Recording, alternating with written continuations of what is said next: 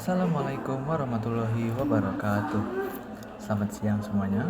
Perkenalkan, nama saya Muhammad Bayaki dan saya adalah perwakilan dari kelompok 4 yang berisikan Nabila Zahwa Yous, Kalaresta Zahra Anindi, Aufi Adila, Triana Nur Syifa Syaraji, dan Namira Fadila Mainin. Dan saya akan mempresentasikan tentang pengertian, pembagian, dan syarat diterimanya ibadah oleh kelompok 4.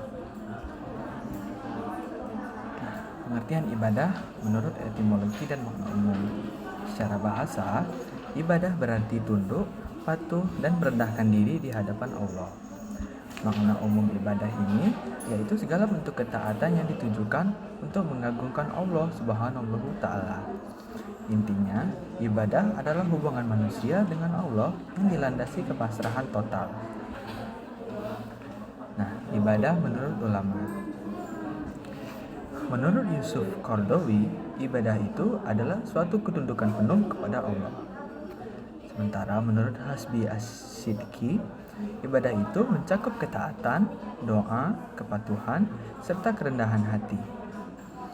Menurut Ikrimah, inti ibadah adalah tauhid, yaitu semua amal harus bermuara kepada keesaan Allah. Lalu rumusan umumnya, segala amal itu lahir maupun batin yang diridai Allah. Nah, konsep ibadah menurut Islam.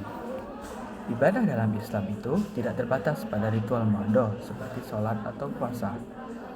Lalu, setiap amal yang diniatkan kepada Allah dapat bernilai ibadah. Contohnya itu seperti puasa, sholat, ngaji, bertawakal, berzakat, dan lain sebagainya. Lalu, hal ini menunjukkan bahwa Islam menyatukan aspek duniawi dan ukhrawi dalam satu kesatuan ibadah. Bagian ibadah. Ibadah itu dibagi menjadi dua. Yang pertama adalah ibadah mahdoh atau murni. Ibadah mahdoh adalah ibadah murni yang tata caranya telah diatur dalam syariat. Ibadah ini tidak boleh ditambah, dikurangi, ataupun diubah sesuai kehendak manusia. Contohnya seperti sholat 5 waktu, zakat, puasa, Ramadan, dan ibadah haji.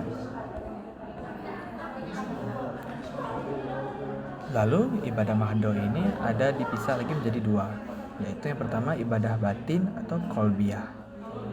Ibadah qalbiyah ini bisa dibilang sebagai tauhid, ikhlas, cinta kepada Allah, sabar, dan tawakal. Yang kedua adalah ibadah zahir atau badaniyah. Ini yaitu seperti perkataan, seperti syahadat, doa, zikir, dan membaca Al-Quran.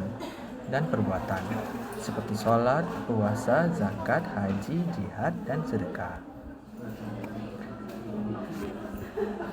Yang kedua adalah pembagian ibadah khair mahdoh atau tidak murni. Ibadah khair mahdoh ini adalah amal yang pada dasarnya bukan ibadah, namun bisa bernilai ibadah bila diniatkan karena Allah.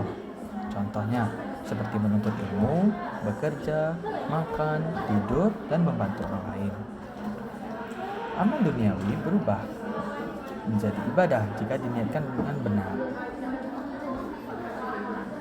Contoh ibadah khair mahdoh. Yang pertama adalah mengerjakan yang wajib dan sunnah, yaitu seperti bakti pada orang tua, silaturahmi, dan menolong orang lain. Yang kedua adalah meninggalkan yang haram dan makruh, yaitu seperti jauhi hibah, zina, dan mencuri. Yang ketiga, melakukan yang mubah dengan niat yang baik, seperti makan untuk sehat agar kuat beribadah. Nah, ibadah ini juga ada syarat-syarat untuk bisa diterima Allah Subhanahu wa Ta'ala. Yang pertama adalah memiliki ilmu. Ibadah harus dilakukan sesuai syariat, bukan sekedar ikut-ikutan. Berasal dari dalil Quran surat Al-Mujadalah ayat 11. Mempunyai niat. Amal itu bergantung pada niat. Berasal dari hadis riwayat Bukhari Muslim. Niat menjadi pembeda antara ibadah dan rutinitas biasa. Lalu kita juga harus sabar. Sabar yaitu konsistensi dalam menjalankan ibadah meski ada ujian dan hambatan. Itu berasal dari dalil Haji Rahman Bukhari tentang kesabaran Nabi. Lalu yang terakhir ada ikhlas. amal hanya karena Allah, bukan ria ataupun ingin dipuji. Keikhlasan adalah ruh setiap amal ibadah. Nah, kesimpulannya, ibadah itu mencakup dua bentuk, yaitu ibadah mahdoh atau ibadah khusus dan khairu mahdoh atau ibadah umum. Setiap amal duniawi sebenarnya dapat dinilai ibadah apabila dilakukan dengan niat yang tulus karena Allah. Namun, agar ibadah dapat diterima, terdapat syarat yang harus dipenuhi, yaitu adanya ilmu, niat yang benar, kesabaran, serta keikhlasan.